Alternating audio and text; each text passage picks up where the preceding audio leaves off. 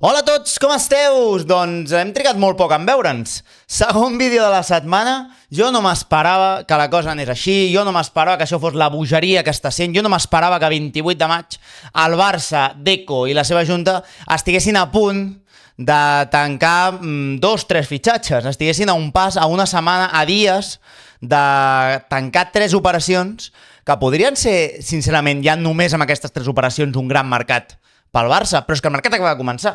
És que aquestes sals jo no recordo una cosa igual. Anem a recapitular, perquè estem parlant, òbviament, de 3 futbolistes que volen jugar al Barça i estem parlant de 3 futbolistes als que el Barça, un ja està tancat, que és Anthony Gordon. Parlarem avui d'Anthony Gordon, serà el primer bloc d'aquest vídeo, serà parlar d'Anthony Gordon, de què em sembla el seu fitxatge, de què em sembla on pot encaixar i de què em sembla després de veure varis anàlisis, perquè tampoc, sincerament, no sóc un expert en el Newcastle, òbviament, doncs després de veure varis anàlisis i tal, què em sembla el seu fitxatge i on crec que pot encaixar i què crec que pot sumar. I insisteixo, fent cas a la gent que en sap de veritat, fent cas a en Blaya, fent cas a la gent que van fer la media anglesa, al Boro, que han gaudit bastant perquè segueixen la Premier.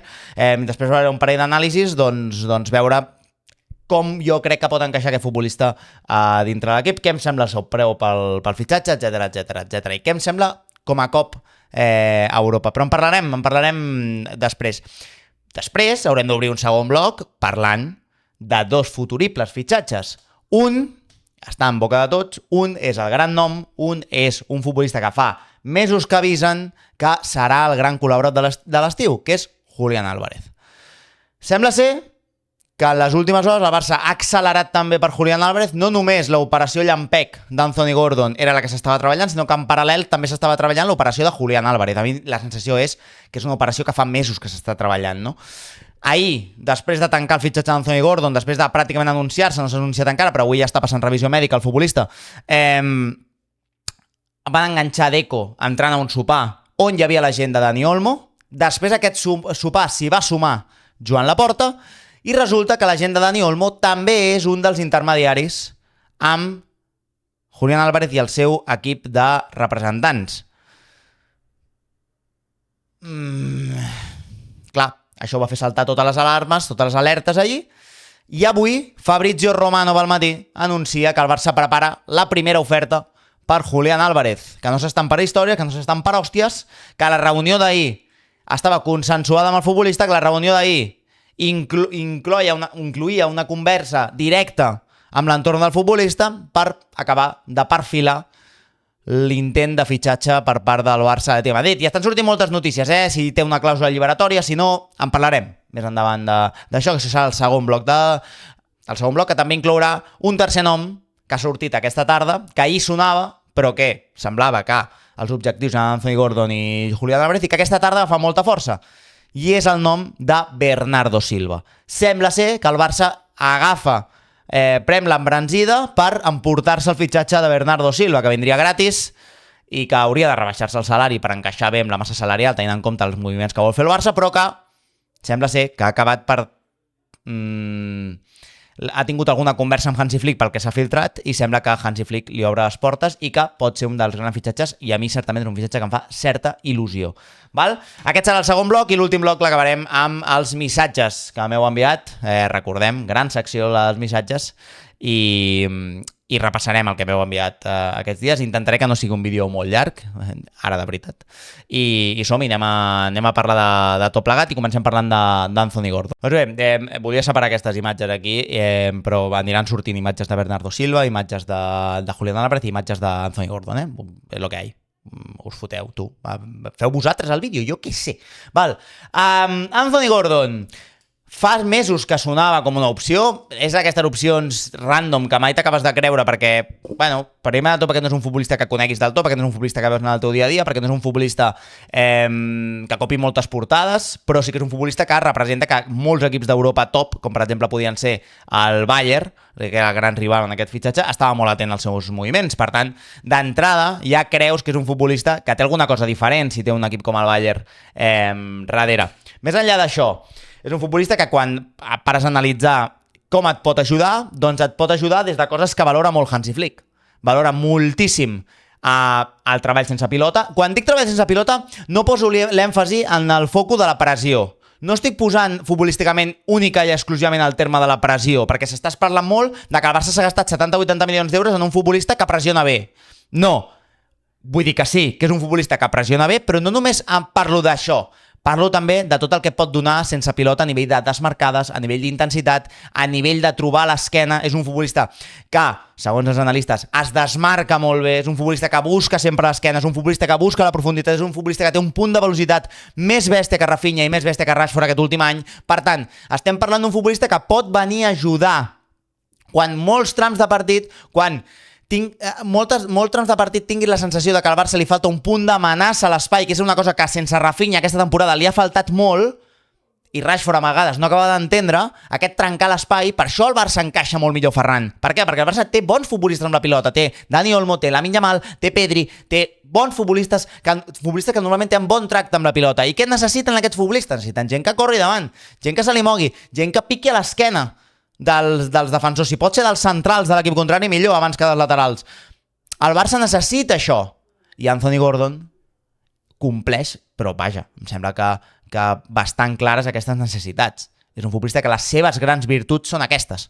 Després, a part, no és un futbolista que tècnicament desentoni. Per tant, primer de tot, a mi el fitxatge d'Anthony Gordon em sembla un cop sobre la taula a nivell europeu, és un som aquí, és un hem tornat, i no hem tornat només futbolísticament amb un equip jove i amb un equip que és la puta hòstia, sinó que hem tornat també amb múscul econòmic. És a dir, Bayern, vols aquest futbolista? Quan costa 70 milions? Els té com aquests, pum, sobre la taula, me l'emporto. I això és un missatge a Europa. Això és un missatge que al Barça li pugui discutir un fitxatge directament al Bayern de Munic. És un missatge a Europa. I és un missatge que fa 2 estius no podies donar. I ara sí, el pots donar i el dones. El Bayern vol aquell futbolista, val 70 milions d'euros, jo m'avanço i me l'emporto. I me l'emporto abans del Mundial. Perquè si aquest futbolista fa un Mundial on marca 5-6 gols, revaloritzat i me'n demanen 120. Val? I sensació que just quan acaba la temporada te'n van a buscar aquest futbolista perquè hi ha un pla. Perquè hi ha un pla traçat, perquè hi ha una guia, perquè tothom té clar què li falta a aquest equip. I potser tothom no vol dir els periodistes. Segurament tothom no vol dir els periodistes, perquè en cap periodista s'ha valorat aquest fitxatge i molts, alguns, ara estan recollint una miqueta de cable, però ja estan carregant contra si aquest futbolista val aquests diners o no. Estàs fitxant a la Premier League. Premier League, qualsevol futbolista que hagi marcat més de 5 gols a la Lliga de la Premier League, costa més de 70 milions d'euros. Això és així. És a dir, tu pel preu que t'ha costat Anthony Gordon, 70-80 milions d'euros, te n'aniries a fitxar qualsevol extrema esquerra del món que tingués desequilibri, que a més et donés el que tu et fa falta, que és aquestes desmarcades a l'espai, que és aquest picar a l'esquena a la defensa, que és aquest moviment continu i a part un treball sense pilota considerable. Tot això, que a sobre desbordi i et penses que et costarà 70 milions d'euros? De veritat? La veritat som tan naïfs? Això no funciona així. I una cosa que crec que està fent molt bé el Barça, que la veritat, és creure i pensar que el futbol, des del que ha arribat als 5 canvis, necessites una plantilla de 17-18 futbolistes. 17-18 futbolistes que puguin jugar en qualsevol moment. I que tu ara, Rafinha, faci la subnormalada d'anar-se'n a jugar al Brasil, es lesioni i miris a la banqueta i hagis de tirar d'un invent de col·locar Fermín a banda esquerra, d'acabar fent històries que no te les acabes de creure, o fins i tot fer jugar Cancelo d'extrema esquerra i no t'ho acabes de creure, tenir un futbolista com Anthony Gordon, que saps que en qualsevol moment el pots fer sortir a jugar i pot rendir, doncs t'obre una sèrie de possibilitats que aquesta temporada no has tingut, i jo crec que el Barça busca això. Li estàvem reclamant això al Barça, li estàvem reclamant, la base la tenim tal, falten els 3-4 fitxatges que et permetin saltar. I aquests fitxatges estan arribant.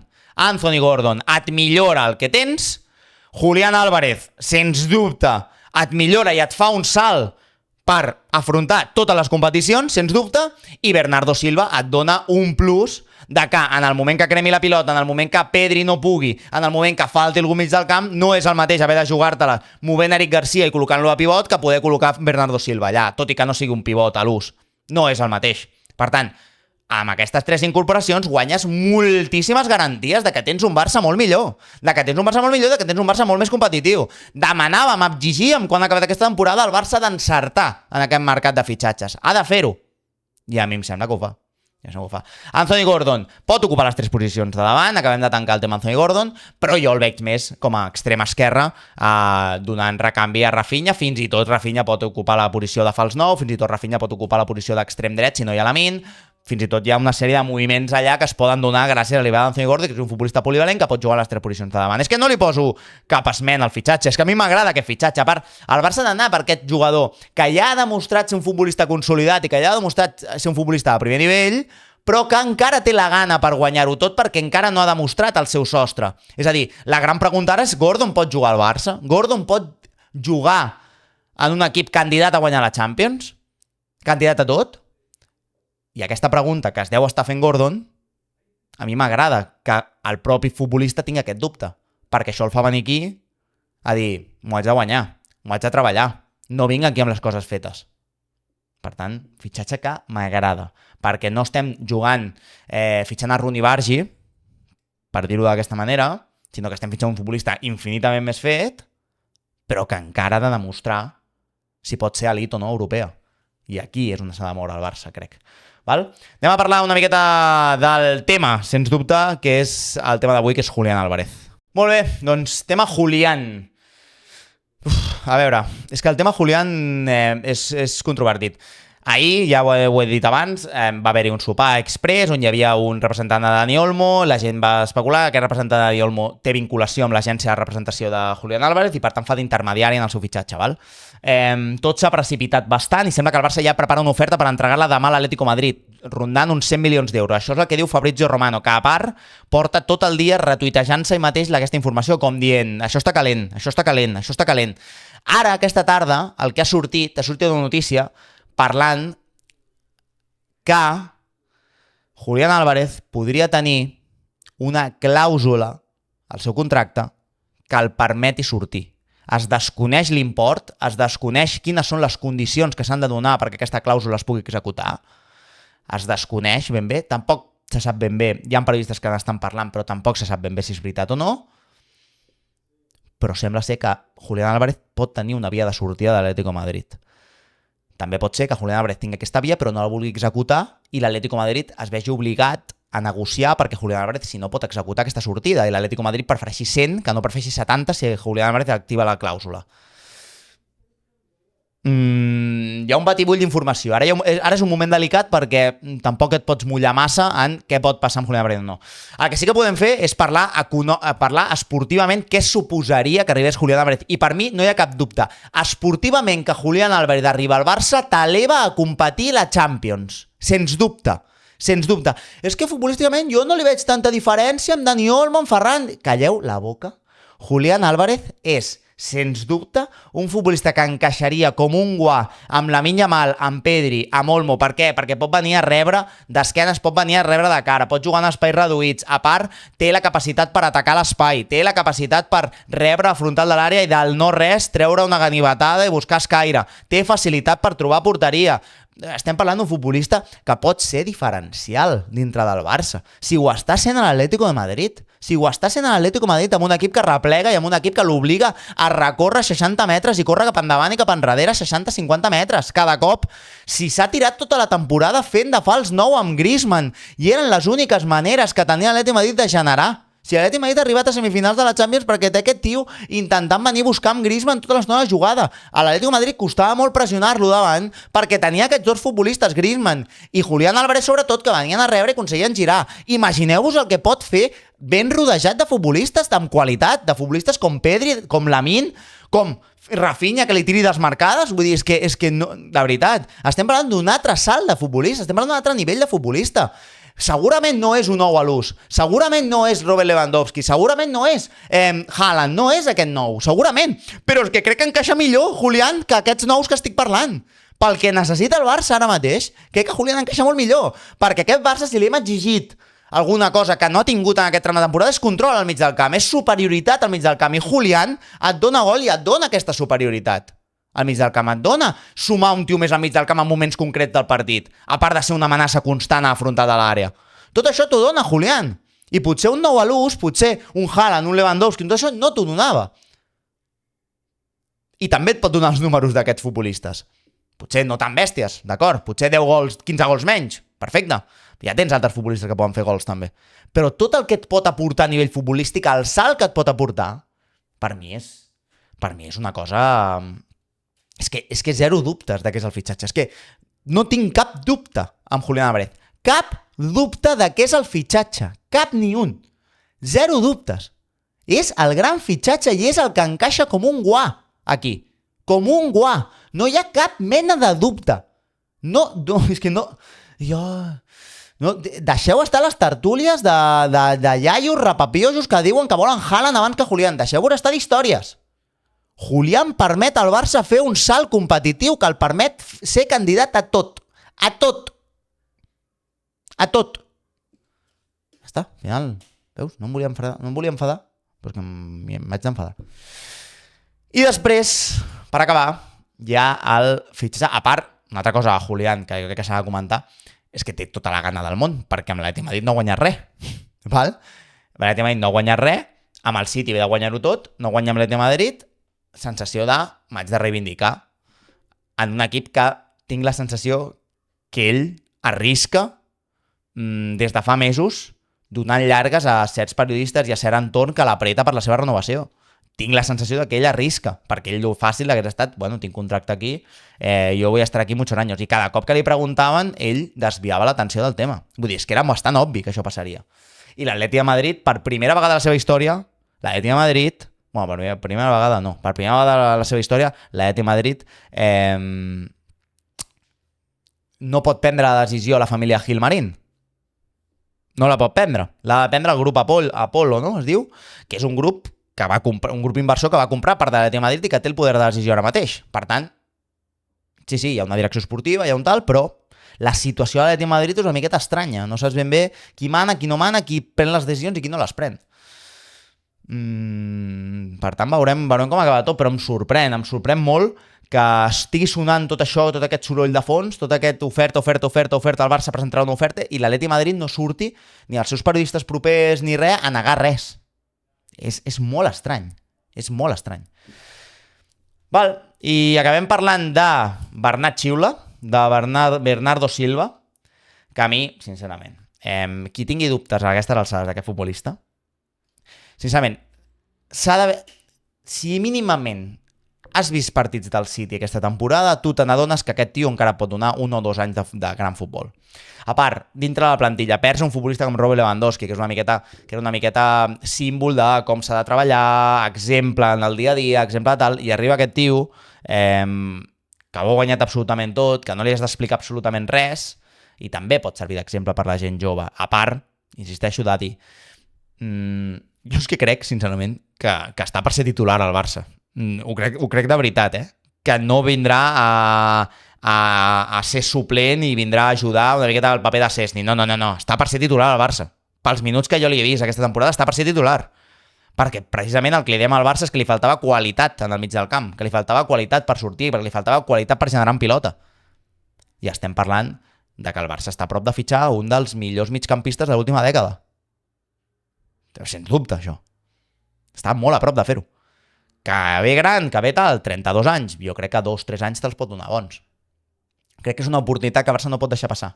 Que tu tornem amb el tema de Gordon, que tu arribi al mes de març, se't lesioni Pedri, se't lesioni qui sigui, i miris a la banqueta, i tinguis Bernardo Silva, home, i que no li has d'explicar absolutament res. I que potser així aconseguim no haver de córrer 50-60 metres cap amunt i cap avall tota l'estona. Potser. No sé, nois, sincerament, pinta guai aquest mercat. Pinta guai, pinta interessant, pinta... La veritat, pinta cop sobre la taula, pinta tornem a ser aquí, pinta... Estic fent la feina i l'estic fent quan toca, abans del Mundial. Que és com m'agraden que arribin aquests fitxatges previs al Mundial, perquè demostra una feina feta i perquè demostra previsió a... Compte si aquests jugadors fan un bon Mundial, perquè amb 5-6 golets al Mundial o 2-3 i bon ritme, bon nivell, el valor es multiplica. Per tant, fa bé el Barça, fa molt bé el Barça. Fa molt bé el Barça. Insisteixo, ara arribaran tots els dubtes aquests i arribarà tota la gent, tota la cleca madridista, tot el nacional madridisme a dir però com pot ser que el Barça esté fichando? ¿Cómo puede ser? Si estan arruïnados i tal. El Barça és una màquina de fer diners. El Barça és una màquina de fer diners. Estava claríssim que la que solventés el problema amb el fair play financer, que era un problema de salaris, que era un problema de massa salarial, no era un problema de generar diners. El Barça té diners a la caixa. El Barça té diners a la caixa. El Barça és una màquina de fer diners. Constantment. Constantment. I això sense comptar que encara no han tornat del tot al Camp Nou i que el Camp Nou no està del tot acabat. Quan ho estigui, el Barça és una màquina de fer quartos. Per tant, no era un problema de liquidesa, no era un problema de caix, no era un problema de gastar-se 100 milions d'euros. El problema sempre és l'encaix econòmic de la massa salarial. I ara que el Barça allibera Lewandowski, ara que el Barça alliberarà sortides, ara que el Barça pot vendre, per exemple, Ansu Fati, clar, que no estem valorant això, però que el Barça vengui un cantarà, com és Ansu Fati, per exemple. Hi ha la jugada també amb Abde i Jan Virgili, que ara en parlaré. Que quan el Barça aconsegueix vendre un cantarà, el benefici que n'extreu és molt bèstia. Molt bèstia, perquè no hi ha un tema d'amortització, perquè no hi ha un tema econòmic limitant d'aquest m'ha costat X diners d'euros. No, aquest futbolista costa zero. El valor és zero. Per tant, l'amortització que aconsegueixo, la massa salarial que aconsegueixo alliberar quan m'entrec un contracte gros d'un cantarà és molt bèstia. Per tant, aquí estem. La jugada d'Abde i Jan Virgili, el que dèiem, el Barça pagarà 70-80 milions d'euros per Anthony Gordon. Amb aquests diners el Newcastle vol fitxar Abde del Betis. Abde del Betis, el Barça té una opció conforme s'emporta un tant per cent del seu fitxatge i se'n podria arribar a emportar, estàvem parlant sobre al voltant d'uns 10-12 milions d'euros. El Barça fitxa Jan Virgili per 7 milions d'euros al recuperar el Mallorca i li ven al Betis per 20 milions d'euros. Aquesta és la jugada per acabar retallant diners al fitxatge d'Anthony Gordon, retallar uns 20-25 milions d'euros al fitxatge d'Anthony Gordon i que acabi sortint el fitxatge per uns 50 milions d'euros. Aquesta sembla ser la jugada mestra de Deco, que si surt és de canonitzar-lo i de fotre-li un carrer a Barcelona, sincerament. Si Deco se'n va abans del Mundial amb aquests 3 fitxatges tancats és per fotre-li una estàtua a Barcelona. És per fotre-li una estàtua al Camp Nou. Més enllà d'això, després haurem d'afrontar, jo crec, un o dos fitxatges a la línia defensiva. Crec que el Barça està apretant per tancar de mig camp cap endavant tot el que necessita i després anirà durant tot el mercat a tancar la línia defensiva. Veurem. Jo segueixo insistint, el Barça faria un salt molt bèstia si fitxa Cucurella. És la meva pedrada. El Barça faria un salt molt bèstia perquè és un perfil de lateral que no tens i perquè no li has d'explicar absolutament res i perquè és un lateral top europeu en un club on segurament trobaríem ara mateix en aquest estiu facilitats per deixar-lo marxar abans del Mundial. Després del Mundial ja no ho tinc clar, però abans del Mundial. A mi m'agradaria que s'intentés el fitxatge de Cucurella. Anem a veure què m'heu enviat a nivell d'àudios i a veure què tal. Vinga, a veure què tenim per aquí, a veure què m'heu enviat. Som-hi. Hola Aleix, què tal? El primer de tot, que m'encanta el que fas i són uns vídeos molt bons i amb la teva opinió i estic bastant d'acord, la veritat. I ja sé que el tema ara estrella és el nou i potser et dic una cosa que no t'agrada gens o va en contra de tot, però no me la diguis. Tinc una discussió amb el meu cunyat i crec que... El teu cunyat, ja no anem bé.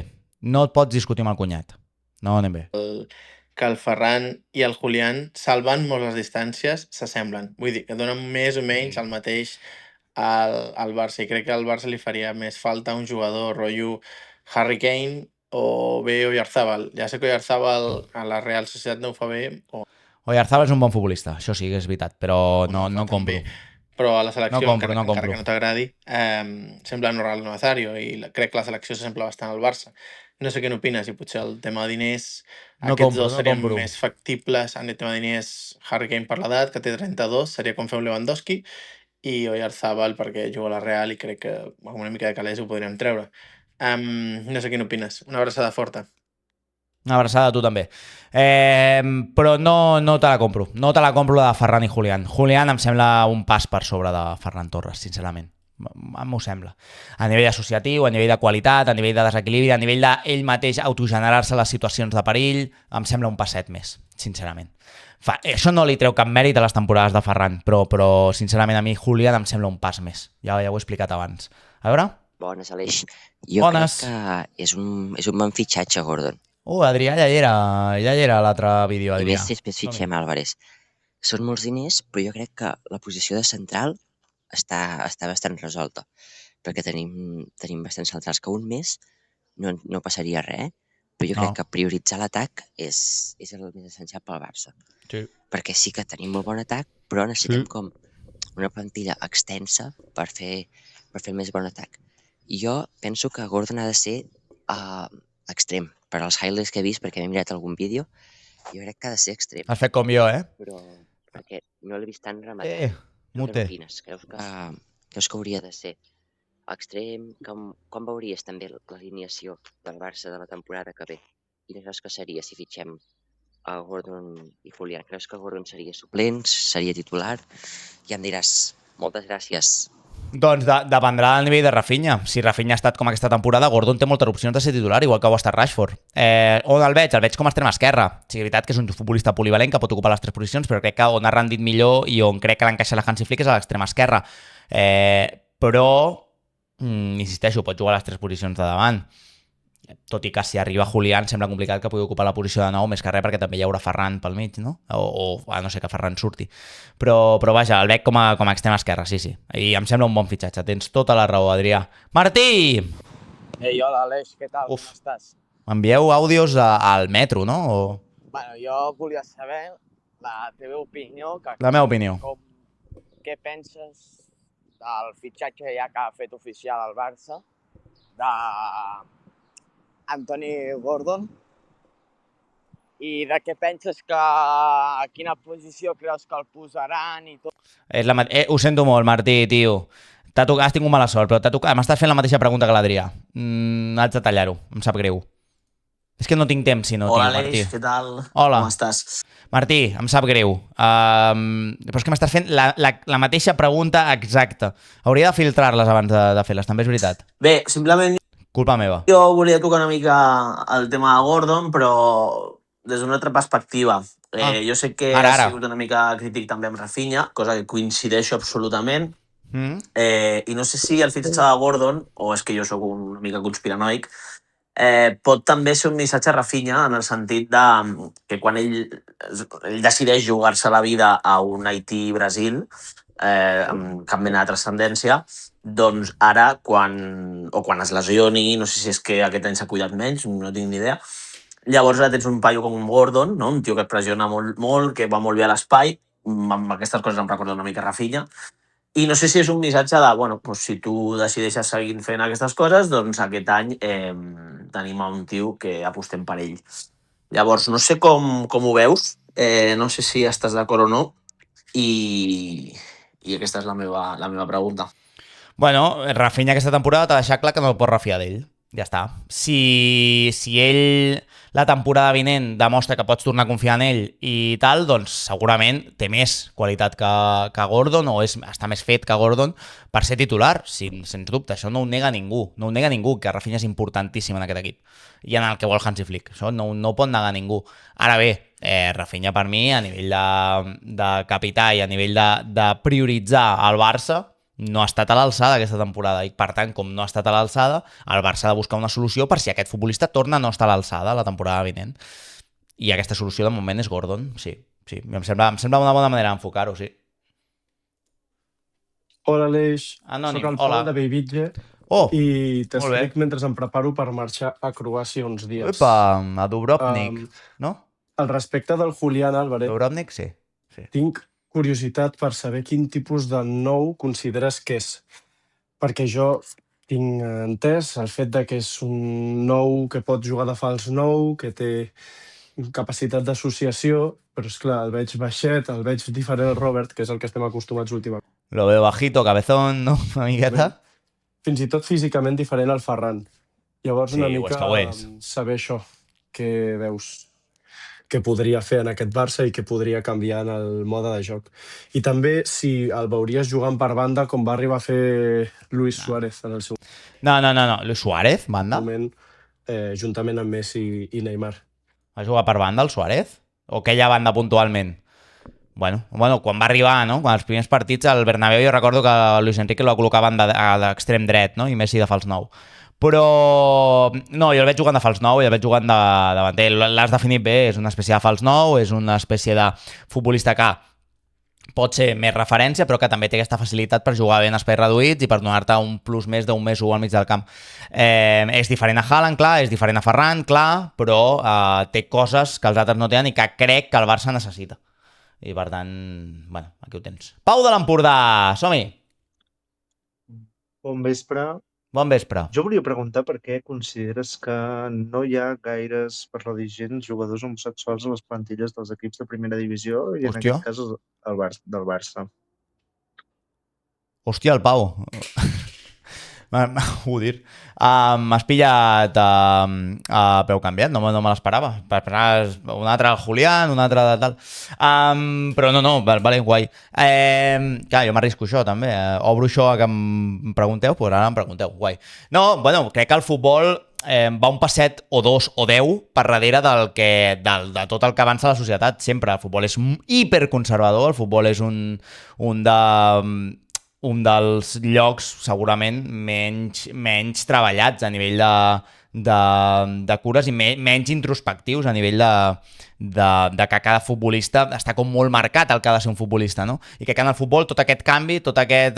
És que és impossible pensar estadísticament que no existeixen els homosexuals als vestidors de futbol de primer nivell. És impossible pensar-ho. O sigui, és que no pot ser, és que és un tema estadístic. Què passa? Que llavors aquesta gent ho està vivint amb por, ho està vivint amb la sensació de que no pot expressar-se lliurement, i això és una puta merda. I això és una puta merda i és una de les coses que a vegades, doncs, quan t'ataquen i et diuen FIFA i et diuen fifardo, doncs te l'has d'empassar i has de donar la raó. Perquè sí, perquè això també és el futbol, aquesta por, aquesta sensació de que has de ser un home com els d'abans, indestructible, fort, amb dones guapes, tot aquest sarau que hi ha muntat al voltant de la figura del futbolista no s'ha acabat de trencar mai. Mai s'ha acabat de trencar. I torno a insistir, és que és impossible. És que és impossible que estadísticament no existeixi un futbolista homosexual a primera divisió, ni a segona. És que és impossible. I en canvi no apareixen, no hi són, no es fa públic, no... Jo espero que canviï. Jo espero que el futbol s'assembli més al que és la nostra societat real i que el futbol i que dintre dels vestidors existeixi la pluralitat i existeixi la diferència. Perquè crec que és el que ens enriqueix com a societat i el que ens fa millors, però sí que és veritat que crec que estem lluny encara de que això passi. Crec que estem una miqueta lluny. I és una merda. Pau, una abraçada. A veure, Bernat des de Dinamarca. Iepa, què passa, Aleix? Què tal? Què dius, Bernat? Aquí estem. Escolta, tinc una pregunta pel nou. Sí. Ara que sabem que ve Anthony Gordon, està sonant a Julián. Òbviament, si vingués Julián és un espectacle, però tenint en compte el que costaria, 90 més variables, si n'hi ha alguna més variables, estem descartant ja Rashford. Sí. Creus que podria valdre la pena que vingués Harry Kane? Val 60 quilos de clàusula? Sí que és que cobraria més, però, hòstia, és que Harry Kane és un tio que et fotrà gols a full. Julián, 8 gols a Lliga, 9 gols a Champions, la Champions és una barbaritat, Anthony Gordon tampoc és un perfil molt golejador. Bueno, Harry Kane, ningú diu res, tio, i a mi em sona de puta mare. No sé. I res, la resta. Com no t'ha de sonar de puta mare Harry Kane si juntes el nom i ho dius ràpid i és huracà? Com collons no t'ha de sonar bé Harry Kane? Jo la defensa Bernat. és que la veig bé. Sempre em volia dir això. Potser sí que faria falta algun perfil de reforç per rotar, però Gerard Martín, Eric, Pau Covarsí i Cancelo, un espectacle. Un espectacle. Sobretot Eric, Pau. Res, digue'm què en penses i... Merci. Visca el Barça, visca Catalunya Lliure i puta Espanya. Sempre. Putíssima Espanya. Una versada, Bernat. El que deia de Harry Kane, què passa? Aquí hi ha una altra cosa que no estem valorant molts, que és que Harry Kane no ha dit mai ni ha verbalitzat que vol jugar al Barça. I a mi em dóna la sensació que Julián Álvarez sí que ha fet el pas. Aquesta és important, perquè a vegades diem, hòstia, és que jo en comptes de gastar-me aquests diners en aquest, me els hagués gastat en l'altre. Ja, però l'altre volia venir o no? Perquè si no estem aquí fotent tot el ridícul. Si estem partint de la base que els dos volen venir. Si els dos volen venir, no invertiria jo els diners abans en Harry Kane que en Julián Álvarez. Doncs no ho sé, no ho tinc clar. Més que res per l'edat i pel que pot aportar Harry Kane. Harry Kane és segurament el millor futbolista per fer de nou pel modern o per un nou que necessitaria el Barça que existeix al planeta. Ara bé, lo de la clàusula dels 65 milions d'euros crec que era una cosa que s'havia d'activar al mes de maig o al mes d'abril. Ara ja crec que no existeix aquesta clàusula, per tant hauries de negociar amb el Bayern. La sensació és que el Bayern, jo crec que estirarà una mica més el xiclet de Harry Kane per intentar veure si aconsegueix guanyar una Champions i perquè crec que amb el nivell que ha donat doncs, és impepinable que és el seu millor futbolista, juntament amb Olise, però més enllà d'això, com a aposta de club, és que no ho tinc clar, perquè és que Julián Álvarez és més jove i Julián Álvarez sí que ha fet el pas descarat per venir a jugar amb tu. És que Julián Álvarez crec que també... crec que estem infravalorant a Julián Álvarez pel simple fet de costarà molts diners i aquesta por que tenim... Julián Álvarez és un papinarro. Julián Álvarez és un papino de futbolista. És un papino, de veritat. Harry Kane és l'hòstia? Sí, clar que és l'hòstia Harry Kane, però té 32 cap a 33 anys i la sensació de que els seus millors partits potser ja els està fent. I que potser no estàs en la mateixa situació que quan vas anar a buscar un Lewandowski, que necessitaves un exemple, que necessitaves un futbolista de rendiment immediat, que necessitaves un tal. Ara no estàs en aquest punt, ara estàs guanyant-te els propers 5 anys d'hegemonia a nivell espanyol i després a nivell europeu. I aquí, doncs, hauríem d'entrar al debat de què ens aporta un i què ens aporta l'altre. I crec que de cara a futur, Julián és més interessant. Vale, Bernat? Espero que t'hagi quedat clar. Un altre? M'han enviat 2 missatges, tio? Què passa, Aleix? Com va tot? 2 missatges i estàs fent veure que no són el mateix? Escolta, jo vinc aquí a obrir una mica de debat. Ara està sí, Anthony Gordon bé? No, és el mateix missatge, Ja està. I que m'has enviat 2 missatges i estàs fent el mateix? Vaya jetes, tio. Almenys digue-m'ho, escolta, que m'he oblidat de dir no sé què. No, vale. Bona nit, Oriol, Aleix. bona nit.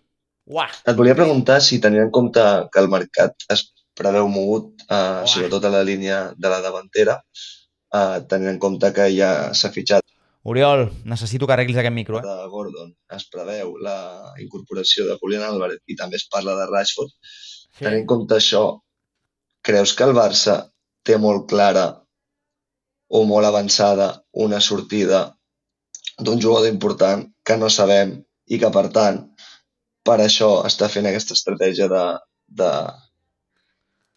fer fitxatges a la davantera? O simplement volem ampliar la profunditat de plantilla i sortiran noms no tan crítics? Jo crec que pot sortir algun futbolista però que no seran noms crítics i que la sensació que tinc és que el Barça vol ampliar la plantilla, vol tenir això, 17-18 futbolistes capaços de jugar en qualsevol moment. És el que crec. És el que crec de veritat. No crec que poden sortir futbolistes que no tindran tants minuts i que no tindran tant de recorregut, però dubto que en surtin de grossos podem dir Rafinha o Ferran. Dubto que surtin, per la sensació que tinc del que vol fer el Barça. A veure, 67.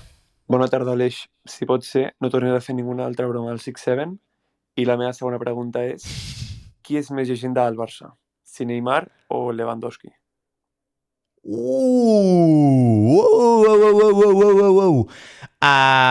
No estem parlant de nivell futbolístic.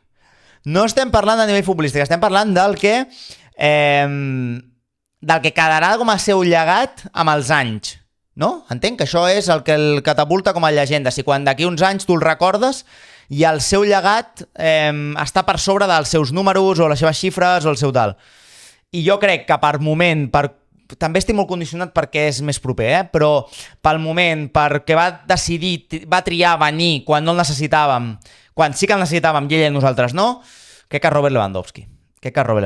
Ho crec de veritat. A Robert Lewandowski l'hem vist sense Suárez i sense Messi. A Neymar no l'hem vist sense Suárez i sense Messi, i sobretot sense Messi, sense Iniesta i sense tal. Bueno, sí que l'hem vist i no ha acabat de guanyar res enlloc. En canvi, Robert Lewandowski l'hem hagut de veure amb Barça que Déu-n'hi-do. I en un moment, insisteixo, en què aquí no volia vindre ni Cristo jugar, Per tant, eterna per mi, com puc global a la història del Barça, serà més llegenda Lewandowski que Neymar. Sí. Això no vol dir que futbolísticament a mi em sembla millor Lewandowski que Neymar, no vol dir que... No, això no vol dir res d'això. Com a llegenda del Barça, crec que passarà més Lewandowski amb els anys. Ethan, de Gavà. Hola, Aleix, maco. Hola, què tal? Una pregunta super directa. Ara faré un comentari que no, però deu ser l'únic Ethan que parla en català. Sentiries el Barça abans? A RAC1 o a Catalunya Ràdio?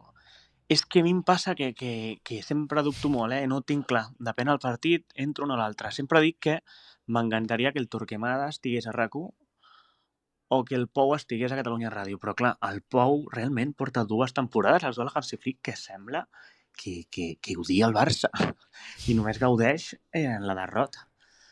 No sé, Catalunya Ràdio o RAC1, però en el context del Barça.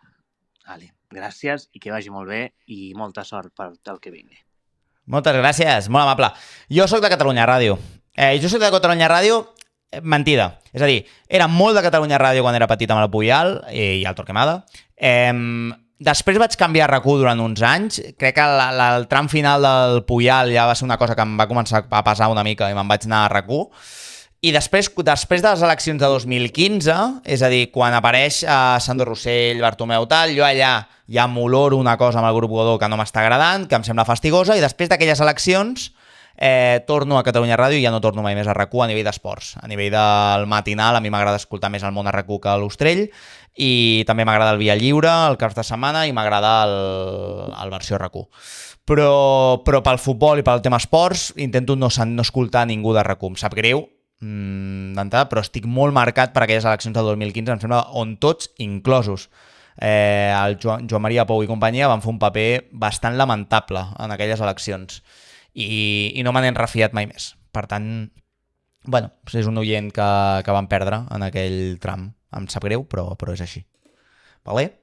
I Catalunya Ràdio em sembla que dintre del que hi ha sempre intenten parlar de futbol, sempre intenten més o menys fugir de les típiques polèmiques, que no fan contingut groc. Et pot agradar més, et pot agradar menys, li fotries més ritme, li fotries menys, però crec que és de lo més potable que hi ha a nivell en català per sentir opinions del Barça. Ho crec de veritat, i més sanes, i que menys interessos tenen. En tindran com tots, però em sembla que bueno. En fi, ho deixo per aquí. Llorenç de Barcelona, quartos i FP. Fair play, no, suposo? Bones, Aleix. Bones, Llorenç. La veritat és que estic una mica confós amb des de quan el Barça té quartos per de cop que s'estigui parlant de desembutxacar 150 milions per Julián Álvarez i 70 per Gordon. Em sembla que són operacions molt bones, però no acabo de tenir clar si tenim els quartos i sobretot el fair play per de cop inscriure aquests jugadors amb els salaris dels que s'està parlant. Què en saps? Què en penses? Una abraçada. Bueno, ho he dit abans una mica, el Barça és una màquina de fer diners. Una màquina de fer diners. O sigui, mai he dubtat que el Barça tingués cash per afrontar el fitxatge a un futbolista. Sí que he dubtat que el Barça tingués el fair play necessari per inscriure-li. Crec que el problema estava aquí. Ara que s'ha alliberat tota aquesta massa salarial, ara que tornes a estar l'1-1, ara que tornes a ingressar per publicitat, que tornes als ingressos de les VIP pel Camp Nou, doncs la cosa sembla que millora, que tens marge, i a partir de que tens marge, si tornes a l'1-1, pots inscriure futbolistes amb relativa facilitat. Per tant, aquí crec que és on hi ha la gran millora. Vale, i acabarem amb la Verònica. Farem l'última de la Verònica, val? Recordem, Verònica, aficionada polonesa, que segueix el meu canal i que des d'aquí li envio una abraçada enorme. Som-hi! Bon dia, Aleix. Dues preguntes. Primera, si pogués fitxar qualsevol defensor per jugar al Barça, a quin fitxaries? I segon, ara quan tinguem l'Anthony Gordon, on penses que és la seva millor posició al camp? O sigui, perquè saps que tenim Rafinha, Lamine i altres com Olmo, com Fermín, i doncs on penses que serà la millor posició per Anthony Gordon, sobretot si també aconseguim a fitxar Julián Álvarez. Doncs què creus amb aquestes notícies? I com sempre, moltes gràcies. A tu, Verònica, moltes gràcies per la pregunta. No t'haig de corregir res, sempre m'escrius aquí. Dues preguntes, no dubtis a corregir-me. Ho has fet de conya, ho has fet genial. T'he entès perfectament. Anthony Gordon, ho he comentat abans, crec que la seva posició és l'extrema esquerra, crec que és on rendirà més i millor. I després, quin defensa fitxaria pel Barça? És una molt bona pregunta, perquè crec que al Barça sí que li fa falta un perfil de central guanyador de duels, de central corrector. Una miqueta el que prometia que seria Araujo, però amb bon peu. A mi no em desagrada un perfil tipus Cuti Romero, típic així. Tampoc em desagradava Bastoni, sincerament. El que sí que estem parlant és d'un central.